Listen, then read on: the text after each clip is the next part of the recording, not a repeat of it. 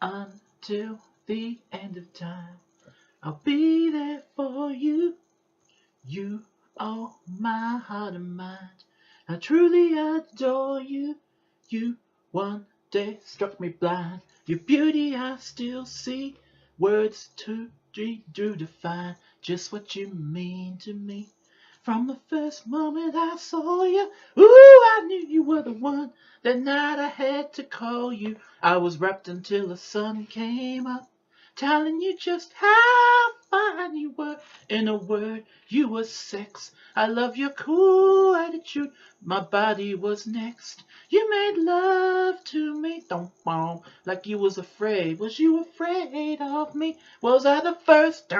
Was I every fantasy? That's why until the end of time I'll be there.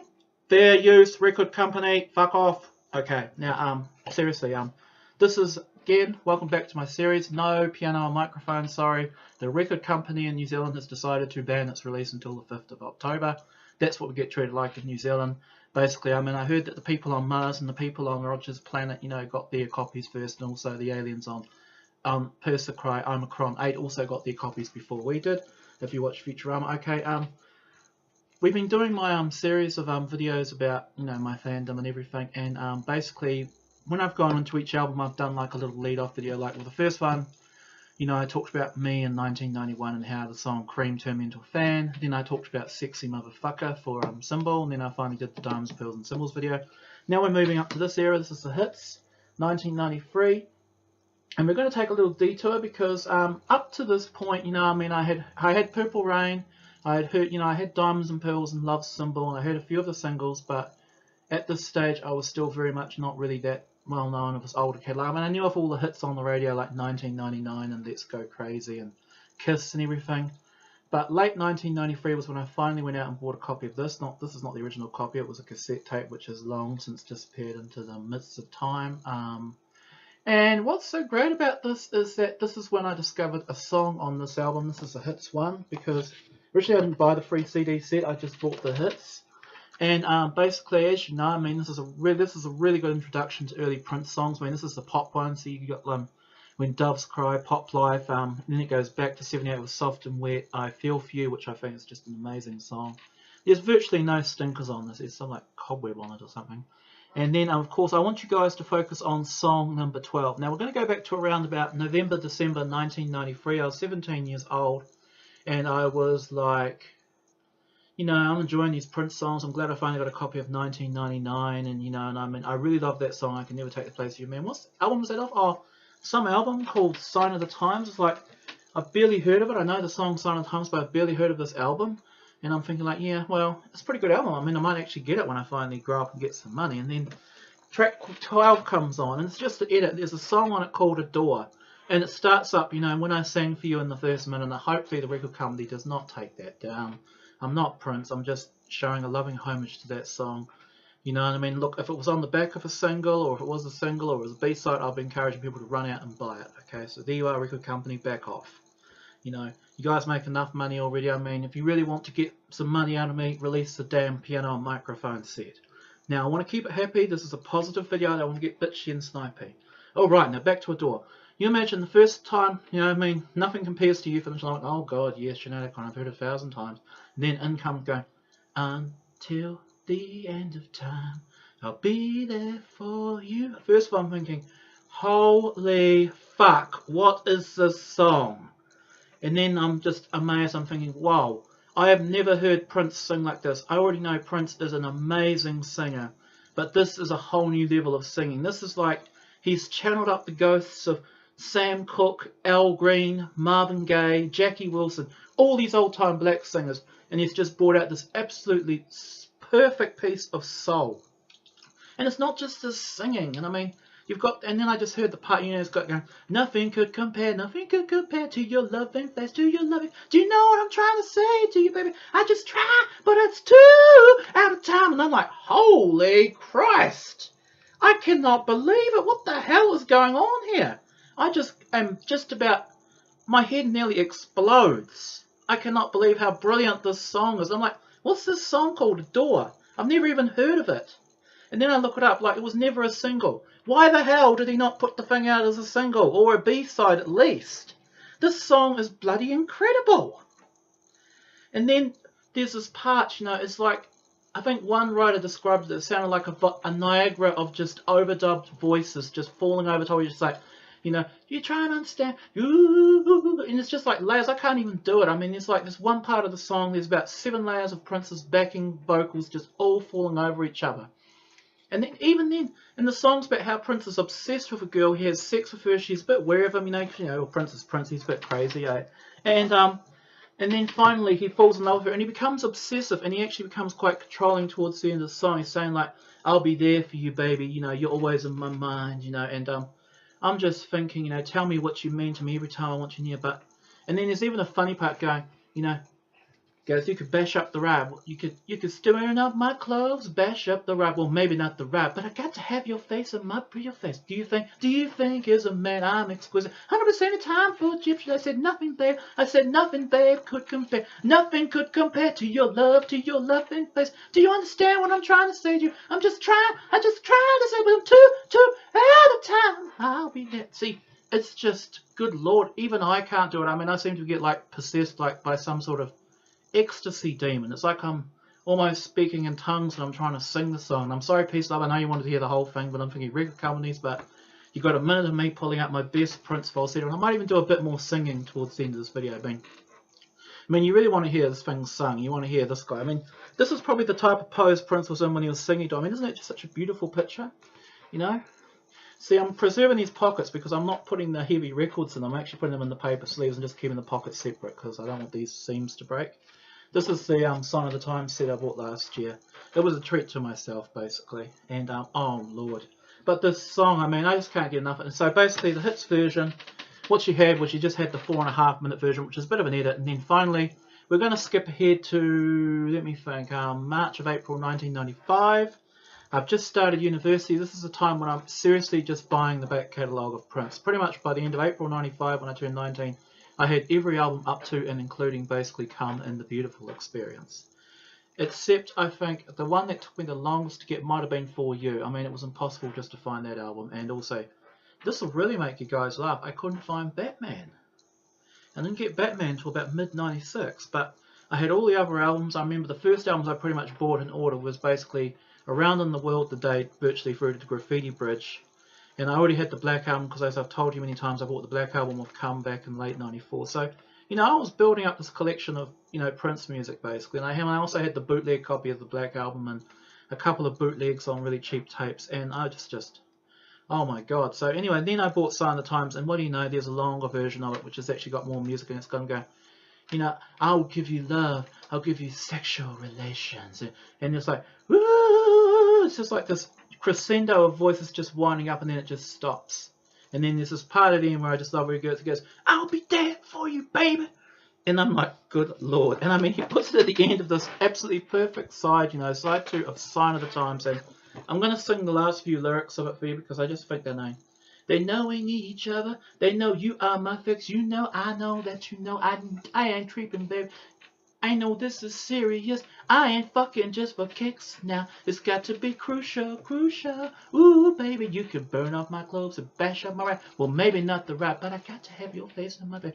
Do you think as a man, I'm a squeeze. 100%. Okay, so we'll skip that part. It goes here. Do you think I'm a man of exquisite taste? 100%. Italian silk, imported Egyptian lace, but nothing, baby, said nothing, baby, could prepare to your loving face. I want to be like no other. You know you need me, I'll never leave. I know that you know that I know without you there is no me. There is no me without you, there is no me. There is no sure. Love is too weak to define just how much I adore you. The last word you hear, be with me, darling, till the end of time. I'll give you my heart. I'll give you my mind. I give you my body, baby. I'll give you my time. Oh, for all time. I am with you, you are with me. Ooh. Yeah, so there you are. So now basically I've talked about how much I love this song. I mean, you've seen my name, Adorecream. I've told you where cream comes from. Now you know where adore comes from. I mean, this song, I mean, I think everyone's had it in their lives. They hear like a song for the first time and they don't even just click with it like you might just click with a nice song on the radio. They just hear the song and they think, holy fuck, my whole life has just been defined by this one song. And I mean, this song, you know, Adore, I mean, when I heard it, I was like, what the hell? You know, and I've never stopped liking. You know how sometimes you can really like a song, you go off it, but you can never go off it with Adore, you know what I mean? Basically, until the end of the time, I'm truly going to adore it. Another poem I just talk about quickly is that some people dispute the usage of the F word in the song. You heard me sing it, I know, baby, I ain't fucking just for kicks. Some people say, I ain't funking just for kicks. Yeah, right. So now we're going to get into the boring part of the video. We're going to talk a bit about the history of the song, but I am going to add a bit of spice. Okay, Prince Fulton, from all the books I've read, it seems that... Now, if you've read Dwayne Turtle's book, you'll see that a lesser song, like I Would Die For You. Okay, I'm not saying it's lesser. I'm saying it's lesser than Adore. I Would Die For You is an amazing song. Prince spent 12 days making that song. He put all these overdubs, all this other shit on it. Now, you're not going to believe this. We're going to talk about one day, 19th of November 1986. Prince was in Sunset Sound. He laid down the whole of Adore in one day. All those backing voices, all the singing. He must have had this song in his head when he was doing it. I cannot believe that he just poured all this brilliance out on one day. And because I'm so raving about it and you've just heard me go on and on, I have to show you what I looked like around that time. So this is a photo of what I looked like when I was 10 years old. You guys are going to crack up. This is when we went on a holiday. This is probably a bit later. This is probably about Christmas 86, January 87. I was 10 years old. This, as you can see, it was clear before puberty. I had my teeth though. Didn't have glasses, thank God. I wasn't blind as a bat yet. This is a couple of my aunties. The guy bending over, that's actually my Uncle David. He's picking up some mussels or something. You know, and as you can see, this is the 80s, but people still driving clapped out 60s wrecks. And yeah, so I was quite happy. I had no idea who Prince was. I don't even think I was listening to back in the 80s. It's probably someone like Michael Jackson, I guess, but there you are. Okay, so he laid it down, 19th of November 86. Apparently Susanna provided some backing vocals, although I'm struggling to hear them. To me, this sounds like entirely Prince. He did it after the revolution had gone kaputski, so, you know, I mean, they went in October, this is late November. It was actually one of the last songs recorded for the Sign of the Times project. You know, he's singing mostly in falsetto, but he's doing this deeper growl, so I don't believe the idea. Someone suggested that it might actually be a Camille track, or it was slanted for release on Camille. I don't think so. Adore is a very late song. It doesn't appear on any of the Dream Factory or Crystal Ball listings. It was definitely a song that was given to the Sign of the Times project. Another thing about the song, several versions of it. The version I told you about, the edited version, is 4.5 minutes. That's on the Hits Volume 1. Which is really worthwhile. I mean, even that's a great version. It's not like they cut it out in the middle. I mean, you're just missing like the vocal parts at the end, you know. It's just got the, I'll give you my body, baby. I'll give you my time. Then, of course, you've got the original version, which is on Sign of the Times. I mean, that's absolutely essential. And it's really good. He sticks it right at the end of the thing. And actually, rather than going straight into Until the End of Time, it just goes, there's this part where Prince opens, he goes, ooh, baby, ooh, oh, yeah, ooh, yeah. Because there's like some beautiful guitar going on in the background, and I expect Prince is probably playing the guitar too. So there is a bit of instruments on it, but mainly Adore as a song is a vocal masterpiece. And there's also a version of it on the One Night Alone series, which is about 5.5 minutes. And I mean, I'm not really a fan of One Night Alone, but he's playing Adore. And also, if you have Live Sexy, you know, Dortmund 1988, now we've just gone to town on Adore. Prince is also playing that song, Adore, there, and he does a really good job of it. He actually does. But he only does like 2 minutes of it though. I mean, that's the problem. He truncates the living crap out of it. I mean, to me, Adore is something that needs to be heard in its full majesty. I mean, you cannot skip on a song like Adore. And then, probably because he was doing so much else on that tour, you know, I mean, I think like, you know, he kind of just had to squeeze all his music. He did like about 35, 40 songs on some of those concerts. You know, but I mean, if you're going to cut songs, please don't cut Adore. But then also too, the other thing that's really weird is that it never appeared on any single, not even as a B-side. I'm like, okay, I'm not criticising the songs Prince put out as singles on Sign of the Times. I mean, Sign of the Times is such a great album. I mean, it's the greatest album ever made. He could have put any song out as a single. He could even put Beautiful Night out as a single. You know what I mean? The problem is that, why was Adore not a single? You know what I mean? This is a time just when Terence Trent D'Arby was coming out and giving us all this perfect soul singing, you know what I mean? And I love Terence Trent D'Arby, but he could never do something like Adore. I mean, I'd like to hear him sing Adore, because I could see him nail the living shit out of that song. But Adore, it's just a masterpiece. Yeah, and I mean, oh, I don't know, but it's just such an amazing song. Finally, as you all know, I mean, you might be able to go back on my videos and have a look at it. I've always loved Adore, you know, I mean, when I first went to see Prince in 2012, he didn't play it and I was a bit disappointed, but then, piano and microphone, I couldn't believe how bloody lucky I was. Prince actually sang Adore, and I went absolutely apeshit. He sang about 4 minutes of it. He got up to the, I'm not fucking just for kicks part. Of course, he said, I'm not funking for kicks, because, you know, he's a Christian buddy. But, I mean, it's a treat to hear the song in any form, live or otherwise. I mean, it's easily one of his best songs. I mean, he must really be giving his vocals a workout when he sings it. To me, it's a perfect Prince song. I mean, I just love it. I mean, I can't get enough of it, you know what I mean? I'm going to love it till the end of the time, you know. You know, there's angels crying up above, you know. Heavenly angels crying up above. Tears of joy pouring down. They know we need each other. They know you are my fix. You know, I know, don't you know? I ain't creeping, baby. Ain't no, this is serious. I ain't funking just for kicks now. You just crucial condition we've got is crucial. Crucial, baby. Yeah, you can bash up. I'm sorry, I just have to keep singing that part, you know. You can burn up my clothes, bash up my ride. Well, maybe not my ride. You see, well, Prince really loves this girl, but I think Prince at the end of the day, he's a man, he's a petrol head, he loves his car. Ain't no one messing with his car. You know, you can take my bitches, you can touch my hair, you can criticize my music, you can call me a queen, you can call me anything you want, but touch my car and you're dead, motherfucker. Basically, so yeah, great song. Here you go. There's Adore. Okay, Adorecream. Don't know what's happening next. I think if this blooming album ever comes out, I'm going to review it basically. But I think my next video is going to be about the hits and the B-sides, and that's going to be a funny one. You know what I mean? As you can see, this Adore video is kind of like a lead-off. So bless you all, may you live to see the rain, and I guess I'll adore you to all time if you subscribe to my videos. You know, yeah, I mean, should have put the light on and recorded this, you know. It's a very changeable day. Today we just switched back to summertime, and it's actually like not getting dark till 7:30 now, which is great. I mean, even despite how dark it is getting really spring-like. I mean, we've had a few days where it's been around 19, 20 degrees. You Yanks, it's like high 60s. Whereas we don't really have a very cold climate anyway. I mean, sometimes it might get down into the mid-50s in the middle of winter. But yeah, once it starts heading towards 70 again, that's when things are getting positive. You know, we're in a positive vibe now. Yeah, and bless you all. May you live to see the dawn.